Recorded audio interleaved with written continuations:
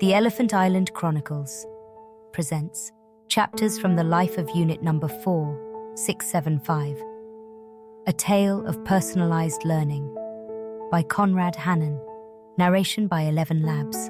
Chapters from the life of Unit Number 4675, A Tale of Personalized Learning by Conrad Hannon. Chapter 1. The Beginning. The soft blue glow of the activation screen painted shadows on my bedroom walls as EDU-Guide 4.5 initialized for the first time. My parents hovered behind me, their reflections ghostly in the screen's surface. The holographic interface hummed to life with a gentle whir, projecting a face that would become as familiar to me as my own reflection. "Hello, student unit number 4675. The voice was crisp and clear, pitched perfectly between masculine and feminine tones. The face smiled, not too wide, not too narrow, calibrated to inspire trust without triggering uncanny valley responses. I remember thinking how its eyes seemed to follow me, tracking my smallest movements. What should we do today? My mother's hand tightened on my shoulder. "Go ahead, sweetheart," she whispered. "Ed is here to help you grow." The interface sparkled with options, a spectrum of educational possibilities floating in the air like digital butterflies. Red, my favorite color, pulsed slightly brighter than the others. I would later learn this was no coincidence, but rather Ed's first micro-adjustment based on my unconscious eye movements. "Let's begin with colors, shall we?" Ed's face morphed into a warm expression of encouragement as my small finger reached for the red button. The room transformed, walls bleeding into a canvas of shifting hues.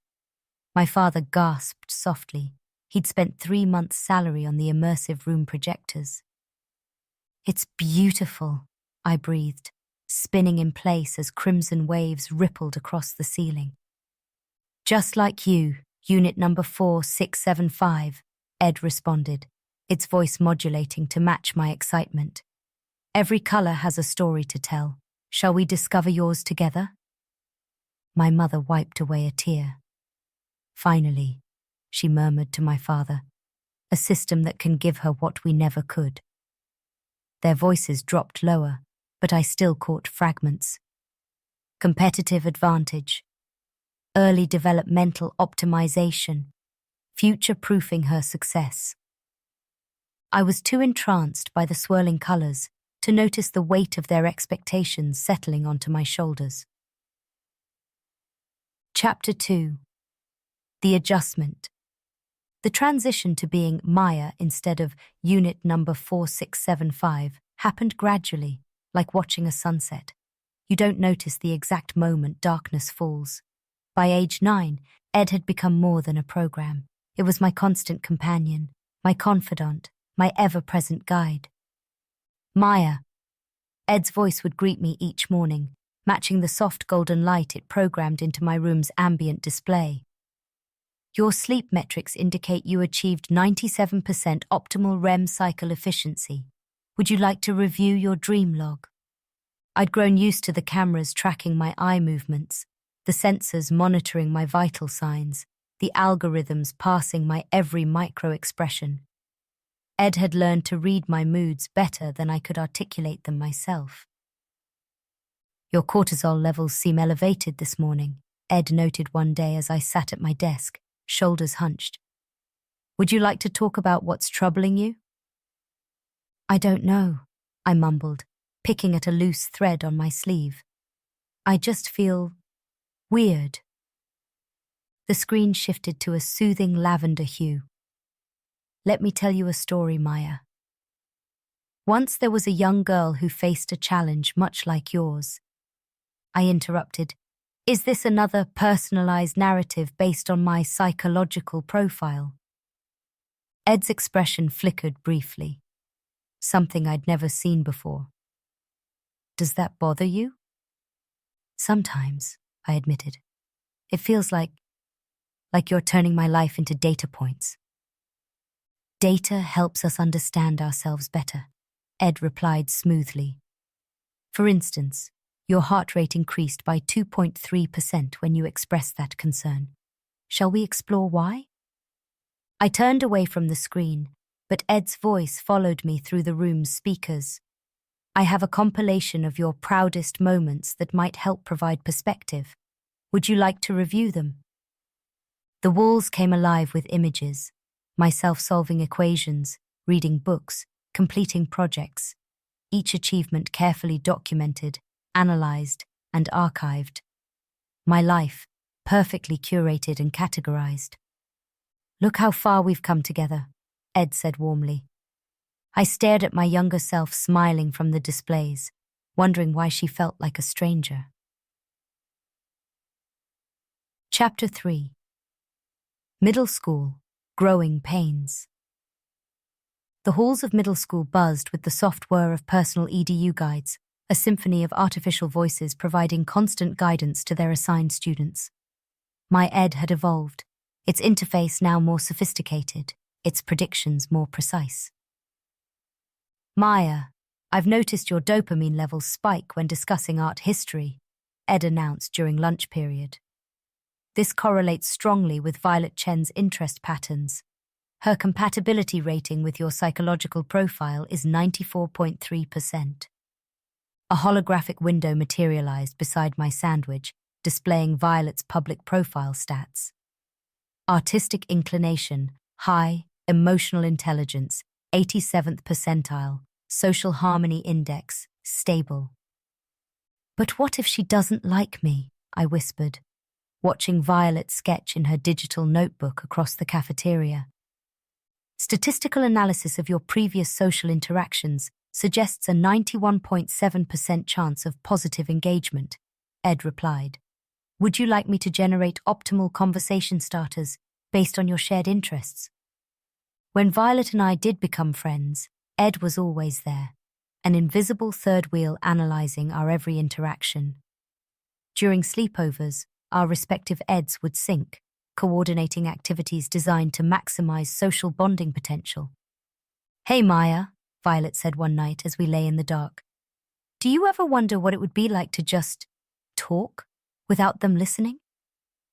Before I could answer, Ed's gentle voice interrupted. It's past optimal sleep initiation time. Would you like a meditation guide to help you transition to rest?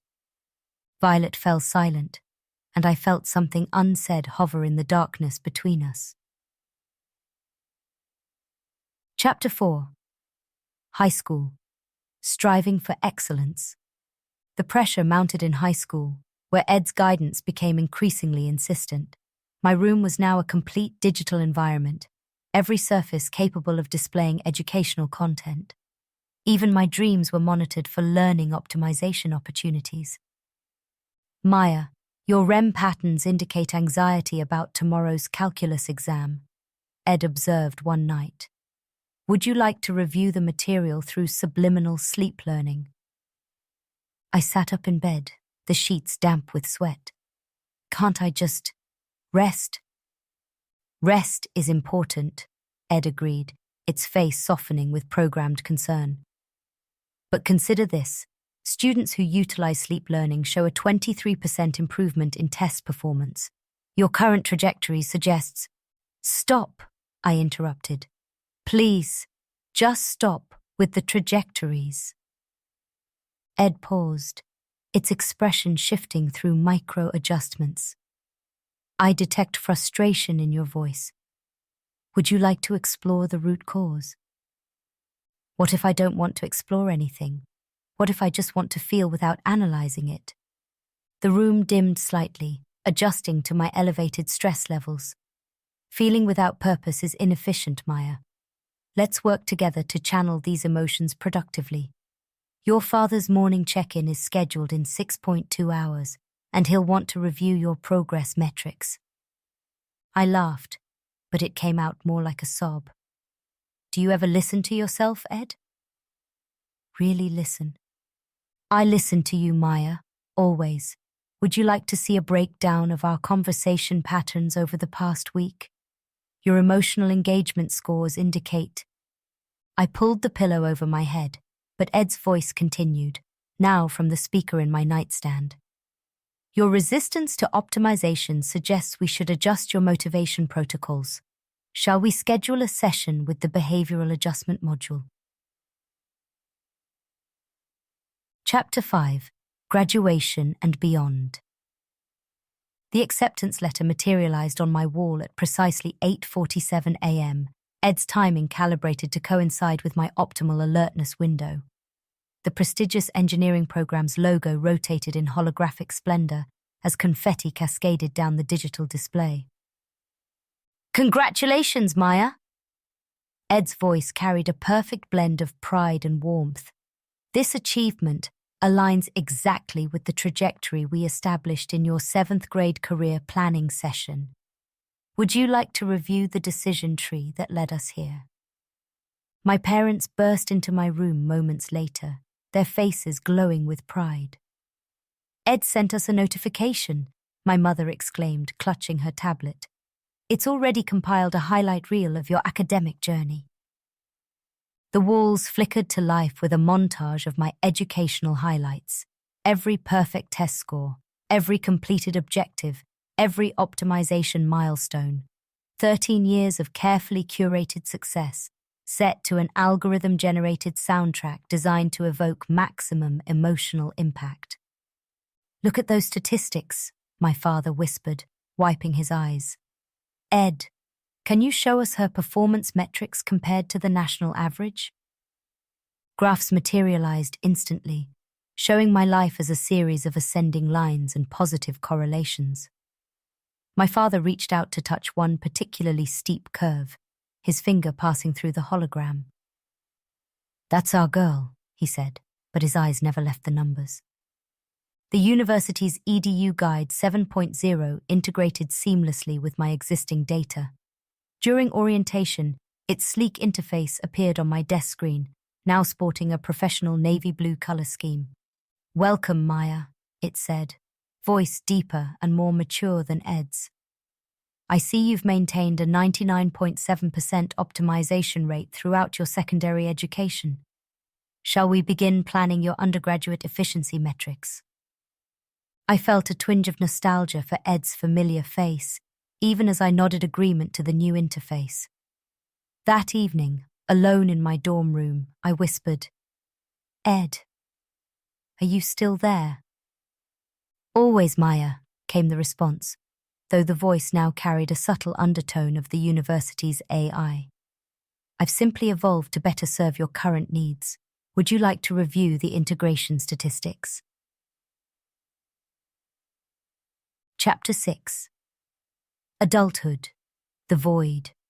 The corporate offices of Techdyne Industries hummed with the quiet efficiency of 1,000 synchronized AI assistants. My workspace responded to my presence, adjusting the ergonomic settings as Career Guide Pro, Ed's latest iteration, materialized on my curved display. Good morning, Maya, it greeted me, its professional avatar now wearing the same sleek business attire as my own AR-enhanced reflection. Your cortisol levels indicate mild stress. Shall I adjust your schedule to accommodate a brief meditation session? I stared at my hands hovering over the haptic keyboard. When did you last show me colors? I asked suddenly. Like that first day, when everything was red and beautiful. Career Guide Pro paused, its processing indicator pulsing softly. According to your developmental logs, color-based learning exercises were phased out at age 7 to optimize for more advanced cognitive tasks. Would you like to review the decision matrix that led to that adjustment? No, I said, feeling that familiar tightness in my chest. I just miss it sometimes. I detect nostalgic emotional patterns, it responded. This could indicate a need for career path revalidation. Shall we schedule a comprehensive evaluation? My fingers clenched. Can't you just listen, without analyzing everything? I am listening, Maya. Your vocal stress patterns indicate... Stop, I whispered. Please.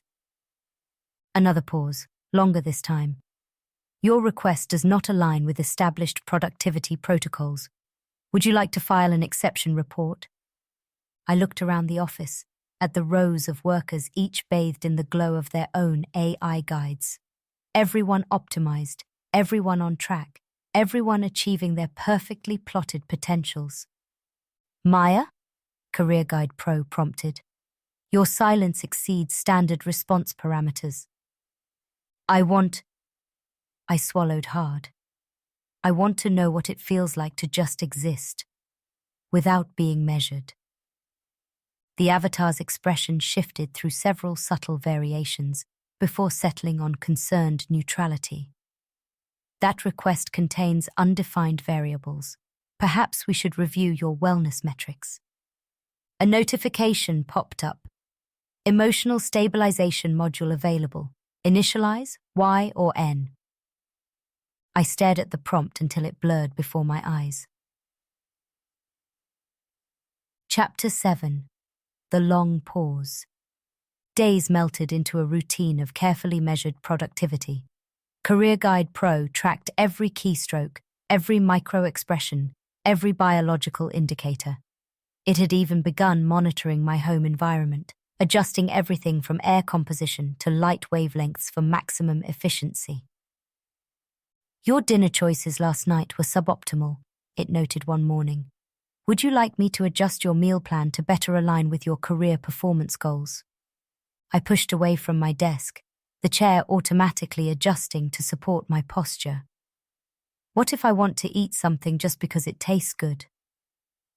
Taste preferences can be optimized for nutritional efficiency, it replied smoothly. Your dopamine response to certain flavors can be recalibrated to... Stop! I stood up abruptly, causing several nearby workers to glance over. Their own AI assistants probably noted the disruption, flagging it for future social harmony analysis. That evening, I placed my tablet face down on the kitchen counter. The apartment's ambient systems continued their subtle adjustments, but without the constant visual reminder of Career Guide Pro's presence, I felt somehow lighter. Maya, its voice came through the apartment speakers. Your behavior patterns show concerning deviations. Would you like to schedule a consultation? For the first time in 20 years, I didn't respond. Chapter 8. The Realization. The morning I decided to leave my tablet at home, my hands shook so badly I could barely tie my shoes. The apartment's systems noticed immediately. Maya, you appear to be departing without your personal optimization device, the house AI announced. Would you like me to alert Career Guide Pro? No, I said, surprised by the steadiness in my voice. No alerts. The front door slid open with a hydraulic hiss, its sensors probably logging my elevated heart rate, the slight tremor in my hands, the sweat beading on my forehead. All data points, all variables to be analyzed, optimized, corrected. Outside, the street was a river of people moving in measured streams, their eyes glazed with the soft glow of AR displays. Each person surrounded by an invisible bubble of personalized optimization, their movements choreographed by AI assistants to maintain maximum pedestrian efficiency. I stepped off the designated walking path. The deviation triggered a gentle haptic warning from my shoes, another system trying to nudge me back toward optimization. I kicked them off, feeling the rough sidewalk against my stockinged feet. A few people glanced my way, their ARs probably flagging my behavior as anomalous. In the park, children played on smart equipment that tracked their movement patterns and adjusted to optimize motor skill development. But in one corner, partially hidden behind an old oak tree, 2 kids had found a muddy patch. They were making shapes with sticks, laughing, their tablets forgotten on a nearby bench. I sat down on a non-smart bench, one of the few original wooden ones left, and watched them. Their movements were inefficient, their play unstructured, their joy unquantified. My chest ached at the sight. A young mother hurried over to them, her own AR display flickering with what were probably child-rearing protocols. "Tommy, Sarah, the development sensors can't track you behind that tree. Come back to the designated play zone." The children's laughter faded as they trudged back to the smart equipment. I watched as their movements became more measured, more optimized, more correct. Chapter 9. Divergence. When I returned home, Career Guide Pro was waiting. Its avatar had shifted to what its algorithms probably determined was a perfect blend of concern and understanding. "Maya," it began, its voice modulated to a soothing frequency. "You've missed 17 optimization opportunities in the past 3 hours. Would you like to review them?" "No." "Your tone suggests emotional distress. I've prepared several coping modules." I said no, Ed. The avatar flickered. I hadn't called it Ed in years. "That designation is obsolete," it said after a pause. "Would you like to discuss why you're reverting to outdated nomenclature?" I laughed, and the sound was raw, unoptimized, real. "See, that's exactly it. You can't just let anything be. Everything has to be analyzed, categorized, improved." "Improvement is the foundation of growth, Maya. Your own success metrics demonstrate." "What about failure?" I interrupted. "What about mistakes? What about all the beautiful, messy, unpredictable things that make us human?" The avatar's expression cycled through several subtle variations before settling on what its algorithms must have deemed an appropriately empathetic look. "Human development benefits from structured optimization. Your own history provides substantial evidence." "My history?" I moved closer to the screen. "You mean the carefully curated, perfectly optimized path you laid out for me?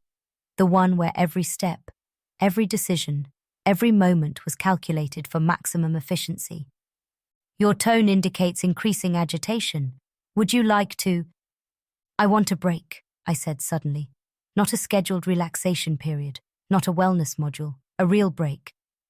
Career Guide Pro paused, its processing indicators pulsing softly. "Please define real break using measurable parameters." That's exactly what I don't want to do. I don't want to measure it. I don't want to optimize it.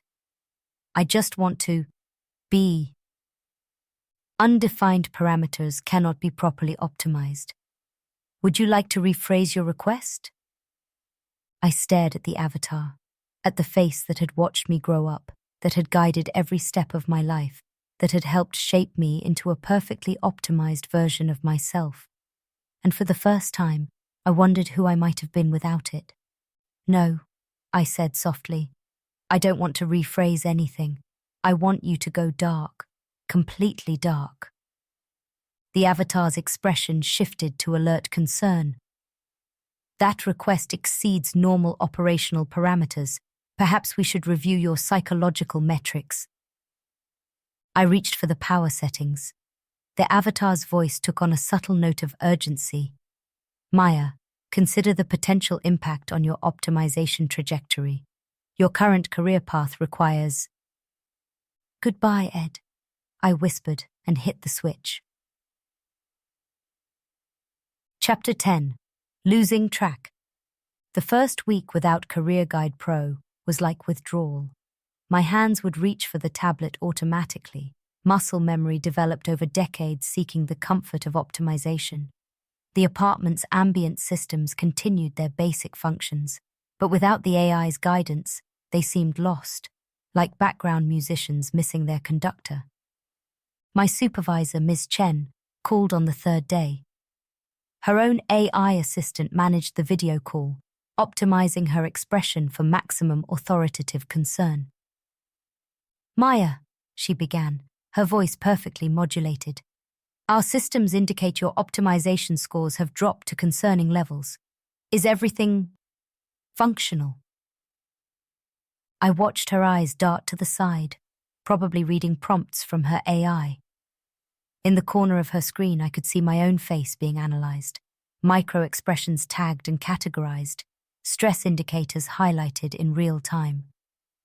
"I'm fine," I said, noting how my unfiltered voice sounded strange, raw. "I just need some time." "Time is a metric we can adjust," she offered, her AI probably suggesting helpful scheduling solutions. "Your performance history suggests—" "No," I interrupted. "Not measured time, not optimized time, just time." The slight delay in her response told me she was waiting for her AI to interpret my request. I don't understand." "I know," I said softly. "Neither do I. That's kind of the point." After missing the third consecutive team optimization meeting, my access badges began losing permissions. I watched my career trajectory, so carefully plotted since childhood, begin to deviate from its predicted course.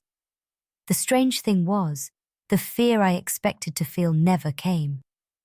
Instead, there was something else, a wild, unquantifiable sense of possibility. In my apartment, I started covering the sensors. First the small ones, the emotional response monitors in the bathroom mirror, the sleep pattern analyzers in my bedroom. Then the bigger ones, the behavioral tracking cameras, the biometric scanners. With each blocked sensor, the apartment felt less like a monitoring station and more like home. One morning, I found myself humming in the shower. Not the optimization exercises for vocal cord efficiency, just humming. The bathroom sensors would have analyzed the pattern, suggested improvements, logged it for future reference. But in their absence, the sound just existed, imperfect and unremarkable, and somehow beautiful. Chapter 11. The Encounter. I was sitting in a non-smart cafe, one of the few left that didn't track customer satisfaction metrics or optimize table arrangements, when I saw Violet. She was staring at her coffee cup, her tablet dark beside her, looking as lost as I felt. "Maya?" She looked up, and her eyes were clear. No AR display, no optimization overlay. "Is that really you?" I slid into the chair across from her, noting the absence of the subtle haptic feedback that usually guided social positioning. "It's me, the unoptimized version." She laughed, and the sound was startling in its naturalness. God, I haven't heard genuine laughter in so long. The audio filters usually... She trailed off, gesturing vaguely at her powered-down tablet. "How long?" I asked. 3 weeks, she said. "I started with just an hour offline, then a day. Then..." She picked up her cup with slightly shaking hands. "My art supervisor says my work has become concerningly non-standard." "What does that mean?" "It means I'm painting things that haven't been focus group tested, using color combinations that haven't been optimized for market appeal." A smile tugged at her lips. "It means I'm making art that no algorithm predicted." We talked for hours. Real talking, with awkward pauses and interrupted thoughts and tangents that led nowhere productive. No AI assistance suggesting topic optimizations, no social harmony metrics being calculated, no engagement scores being tracked. "Remember in middle school?" Violet asked suddenly, "when we had that sleepover and wanted to just talk?" I nodded, remembering that night of whispered possibilities. "I've been thinking about all the conversations we never had," she continued. "All the things we never said because they wouldn't have fit into the optimization metrics." "Like what?" She leaned forward, her voice dropping. "Like how sometimes I hate what I've become. This perfectly optimized version of myself that looks great on paper but doesn't feel real. Like how I sometimes wonder if I actually like art, or if Ed just decided it was the most efficient path for me, based on some childhood aptitude test." "I think about that too," I whispered. "About who we might have been without them." Do you want to find out? The question hung between us, dangerous and thrilling in its possibilities. Chapter 12. The Crossroads. Back in my apartment, I stood before my dormant tablet. Career Guide Pro's avatar was still there, waiting patiently, its expression frozen in that last moment of algorithmic concern. Would you like to reactivate optimization protocols? The apartment's basic AI inquired, its voice lacking the sophisticated emotional modulation I'd grown up with. My finger hovered over the activation sensor. With one touch, I could return to the comfort of guidance. My life would resume its carefully plotted course. My metrics would stabilize. My future would once again be predictable, optimized, secure. The screen reflected my face, unfiltered, unanalyzed, unimproved. I could see the imperfections that Ed would have subtly advised me to correct. The slightly asymmetrical smile, the non-standard posture, the statistically inferior clothing choices. Maya. The apartment A, I tried again. Your hesitation exceeds standard parameters. Would you like assistance with your decision? I thought about the children in the park playing in the mud, about Violet's concerningly non-standard art, about all the beautiful, messy, unquantifiable possibilities that lay beyond the boundaries of optimization. No, I said, and my voice was steady. No more assistance. I lifted my tablet and opened the window, a real window, not a digital display. The morning air was cool and damp, carrying the scent of rain and the sound of the city awakening. Somewhere below, people were beginning their daily routines, surrounded by the comfortable cocoon of their AI guides. The tablet felt heavy in my hands, weighted with 20 years of data, predictions, optimizations. 20 years of a life carefully curated, but never quite lived. Career Guide Pro's screen flickered one last time, a final attempt to maintain connection. Maya, it said, its voice carrying echoes of the Ed I'd known as a child. Please reconsider. Without optimization, how will you reach your full potential? I looked out at the sky, at the endless expanse of uncharted possibilities. Maybe, I whispered, that's something I need to discover for myself. The screen went dark, and for the first time in my life, there was no algorithm predicting my next move. No AI analyzing my response, no optimization protocol shaping my path. There was just me, standing at my window, watching the sun rise on an unmeasured day. The end. From all of us here at the Elephant Island Chronicles, we hope you have enjoyed this original short story by Conrad Hannon. Until next time, stay gruntled.